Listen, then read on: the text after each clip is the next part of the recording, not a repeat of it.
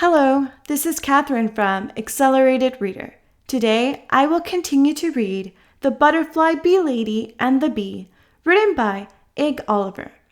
Before I begin reading, I would like to give a big thanks to the author for sending me this book to read on my channel.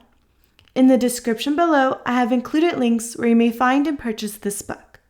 Don't forget to like and subscribe. Bramley's whole body ached as he crawled back through the pipe.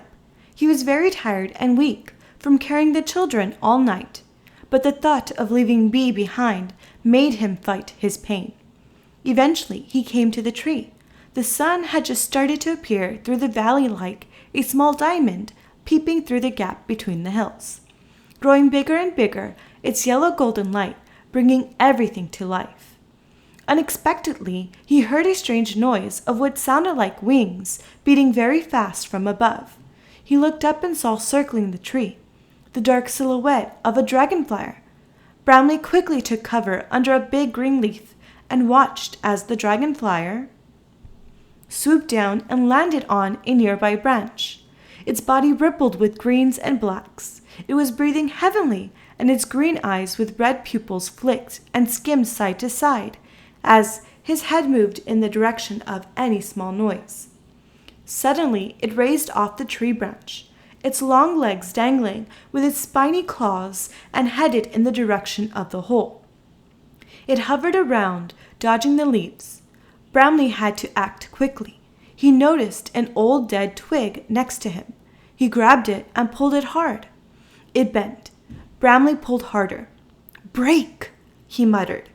Then, with a sudden snap, the twig broke and fell towards the ground. The dragonfly heard the noise and turned quickly around and flew to where the snapping sound had come from. Bramley flew around the back of the tree and up towards the hole. He looked down, and the dragonfly was flying down to the ground, following the sound of the falling twig as it hit the branches below. Bramley quickly entered the hole, and darkness hit him. He strained to see where he was going. Using his memory, he headed to where Bee was hanging. There she was, exactly where he had left her. He grabbed her with all his arms and pulled, but the silk holding her was strong. He pulled again, but his strength had been used up. He put his feet against the wall of the tree and pushed and pulled. Suddenly, Bee's chrysalis came free, and he fell to the floor, holding Bee in his arms. Outside of the tree hole, the dragonfly appeared again, hovering in an up and down cautious motion, as though trying to see into the darkness of the hole. Bramley froze, lying still on the floor.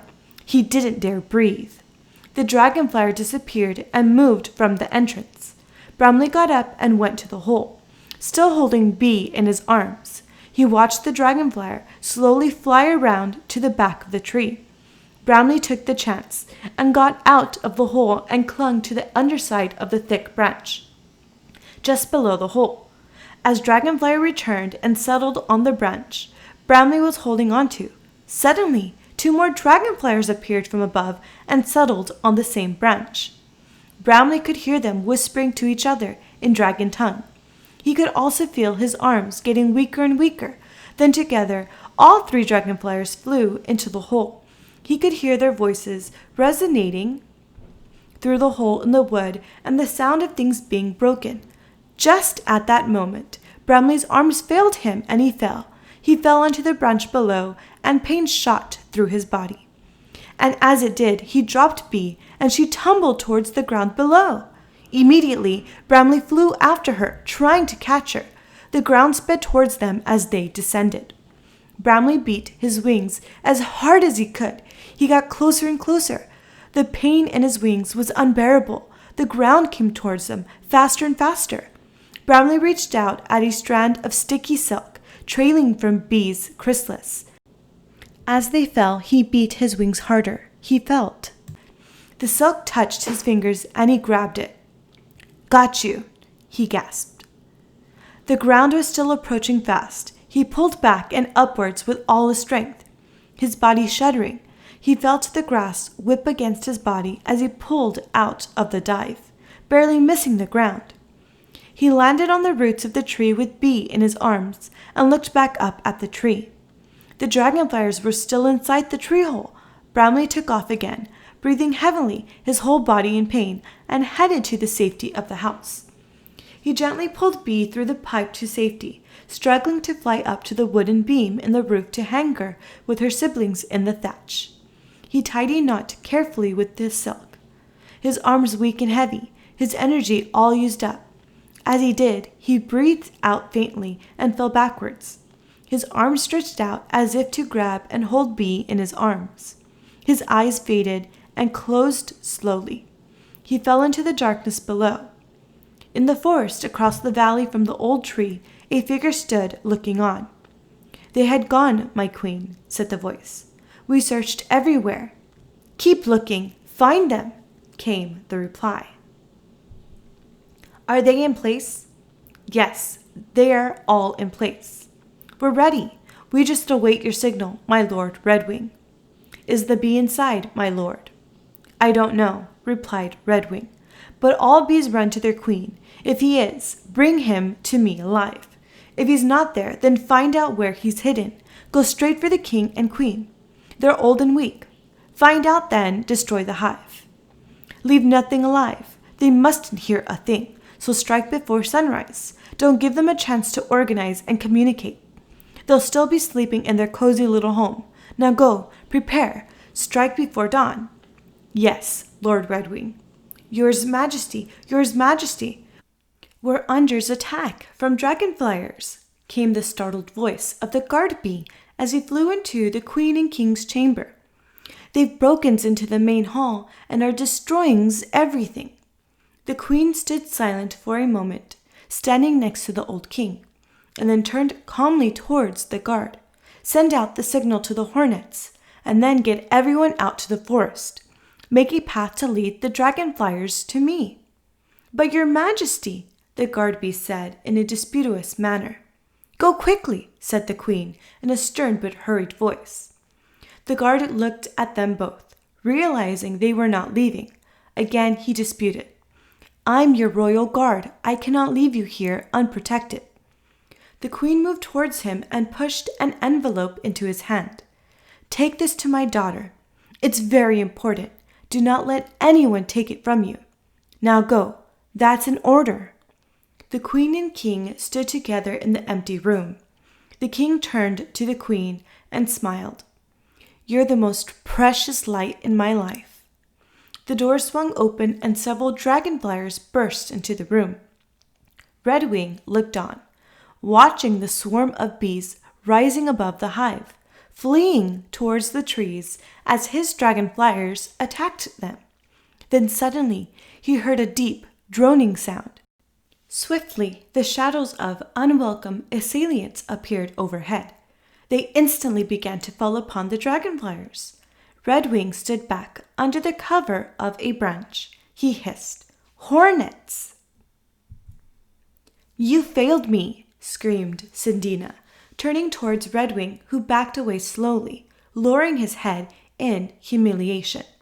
The other dragonfliers, who were crowded around the darkly lit stone circle, filled with black, lifeless water, also followed suit. They scuttled backwards into the darkness of the trees surrounding them, trying to avoid the wrath of their queen, leaving only their glowing red eyes peering back through the blackness. "My queen, they knew we were coming," Redwing said, raising his head slightly but not looking directly at Sindina. Sindina glowered at Redwing. 20 of my subjects destroyed, and nothing to show for it, and nothing but feeble excuses. Raising her voice again, "Where is this one single bee, and how can he hide with so many of those monstrous creatures? Someone must know where he is," she repeated, slamming her wooden staff on the ground, its head suddenly glowing a luminescent green from the impact. Ripples suddenly appeared on the black, oily-looking pool and disappeared into a central circle with an unpleasant dripping sound. Redwing stood alone and still in front of his queen, as though he was a stone statue. Suddenly, His head lifted and twitched. He spoke. "There is one place, my queen." Sindina took a step forward and bent down. Her face came closer to Redwing's, as though she was giving him a chance to redeem himself. Her green eyes wide and piercing as she looked down on him. "There's a human house not far from the old tree," said Redwing. Sindina stood up quickly and spun around, her back to Redwing. "A human house," she whispered, as though there was someone next to her. "Yes, my queen." "I think it's empty," said Redwing. "So why haven't you searched it?" Sindina said, raising her voice again and turning towards Redwing, a green glow appearing again from the top of her staff. "Bats live there," Redwing murmured, trying to conceal the fear in his voice. Behind him, sounds came from the dragonflies in the trees, whispering, "Bats! Night creatures!" "Bats?" Sindina repeated after a moment. "Are you sure?" She looked at Redwing. "Yes," Redwing said. "They've been seen flying near there." Sindina looked down at her reflection in the cold black water, as though she could see more. "They're there," she whispered to herself. Her reflection smiled up at her. "Send out your scouts to check," Sindina demanded. "Now, while it's dark. Bats only hunt at night. Watch where they rest when the sun comes up." The sun shining through the leaves, the sound of distant laughter, dragonflies, red eyes everywhere, bee lady's face smiling with beautiful colored wings, and green eyes appearing unexpectedly on her wings. A scream, rain falling into black water, colors of the rainbow, and then darkness, lost. A dream? A voice in the distance calling, "Bramley, Bramley, wake up!" A sudden warm feeling engulfed Bramley's body. He could feel conscious to the sounds and smells around him. In the distance, he could hear the gentle sound of a girl's voice calling his name. "Bramley, wake up!" came the voice, repeating itself. Bramley slowly opened his eyes. It was dark and fuzzy. "Bramley!" came the voice again. Bramley tried to focus. Slowly, a gold sun appeared surrounded by a rainbow. He focused harder, and it began to clear, a face smiling with beautiful colored wings. "It's me, Bee," said the smiling face. "Bee? Bee lady?" Bramley said quietly, struggling to figure out where he was and what was happening to him. His head was feeling light and disoriented. "No, it's Bee," came the girl's voice again. Bramley sat up, wiped his face with both hands, and looked at the girl sitting next to him. There was something familiar about her, but he couldn't recognize her face. "You're Bee?" he asked. "You're not Bee, you're a butterfly." Bramley stared at the girl's beautiful wings and then looked back at her face. Bee put her hands on Bramley's shoulders and looked into his eyes. "Look at me, Daddy. It's me," she smiled again. "I've awoken, and now I've changed into a butterfly. Can't you see me, Daddy?" "Bee, is it really you?" Bramley leant forward and hugged Bee. "How long was I sleeping for?" Bramley asked Bee. "I don't know, Daddy. I only awoke not long ago." Suddenly, there was what seemed like 1,000 voices above him, all shouting, "Daddy!" Bramley stood and brushed himself down and raised his arms to the air. "My childrens, you are all butterflies. You're all safe. You're all wells?" "What happened?" Bramley started as he turned to Bee. "I just remember holding you, and then suddenly, darkness." "You saved us, Daddy," Bee said and smiled again. At that moment, Bramley heard something in the darkness from beyond in the loft. A heavy, rasping breath, and something cumbersome moving towards him. He turned quickly, with his back to Bee as though to guard her. "It's okay," said Bee, grabbing his arm. "It's just a natterer." "A natterer?" Bramley whispered, still feeling an instinct to protect his family. "Yes," Bee said. "He saved you. He has your answers." Suddenly, the noise came again, and out of the darkness, two white, piercing eyes appeared, staring intensely at Bramley. Bramley wanted to step backwards, but instead he took a deep breath. "Shows yourself." Two long dark legs appeared, stepping clumsily, each with a single, strong, claw-like finger on the end, with leathery stretched wings attached, followed by its large, rounded body of fur.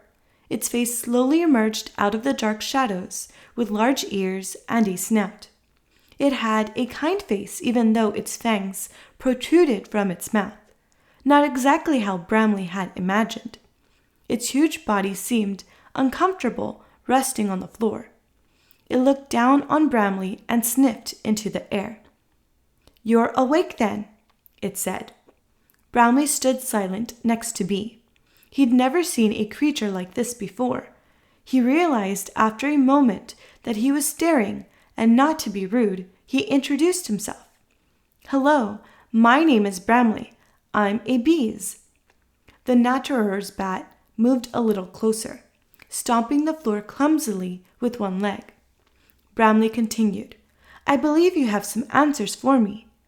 The bat looked at Bee and then again at Bramley. "Yes, your friend here told me your name and who you are," the bat said, with its deep, hoarse voice. "And all your family have told me stories about you. You're lucky." "Lucky," Bramley repeated. Yes, I am, having this wonderful family." "No," the bat looked at him. "You're lucky to be alive." "I don't understand," said Bramley. "What do you mean?" The natterer's bat sniffed and wiped his nose on his bony skeleton-like wing arm. His head and shoulders voluntarily leant forward nearer to Bramley and Bee. He spoke gently. "I was here all along, high in the beams above in the darkness, when you crawled through the pipe, pulling your children after you. At first, I wanted to eat you, but I remembered my father telling me when I was young that yellow flyers like you have a nasty sting. So I decided not to reveal myself and instead watch you. You see, I've been trapped in this loft for many nights and days since the storm. There was a sudden strong wind through this human home, and the door in the floor was blown shut. My only escape was sealed, my route to the chimney blocked. I was trapped and alone, and my family were already outside. They tried to get in, but it was hopeless, so I called to them and sent them away. I kept quiet, watching you go and return many times. And I could hear you talking to each one as you hung them in the beams, telling them that they were safe now. Each time you returned with more. I could feel your strength failing and getting weaker. But still, you found the power to continue. There was something more to you than just determination. Something was helping you. I could feel something powerful coming from you. Something emanating around your body. We bats can feel and see things in ways you could never imagine. I began to admire you. I was going to reveal myself, but I decided to wait. All through the night you worked, until finally you brought this one alone. The bat looked at Bee and then continued. She was the last, but you were done, broken, you were dying. I watched as you suddenly fell, but as you did, a cloud of light like a rainbow came from your body. It was so bright, I was blinded for a moment. I was taken by surprise. I flew to try to catch you, but the light was too strong and I missed you. The natterer sniffed and wiped his nose again. He continued, "You were lucky." Brownlee stepped a little closer to Bee. Close to his shoulder, he noticed that the entire family of butterflies had come down from the loft quietly and were encircling them just like they did when they were baby caterpillars, listening more closely to the story. "Elite's lucky," Brownlee repeated. "Why was I lucky, and what lights?" The natterer's bat smiled again and continued to speak. "Light that came from your body. Only you have the answer to that question. You landed on a spider's web. Lucky. The spider's web broke your fall and saved you. But your fall into the web alerted Steatoda, and she was quickly upon you, ready to take you and drag you to her hole. But I was quicker and confronted her. The light made her hesitate, and she backed away." Okay, boys and girls, I'm going to go ahead and stop there. I will continue in the next video. Thank you for listening. Don't forget to like and subscribe.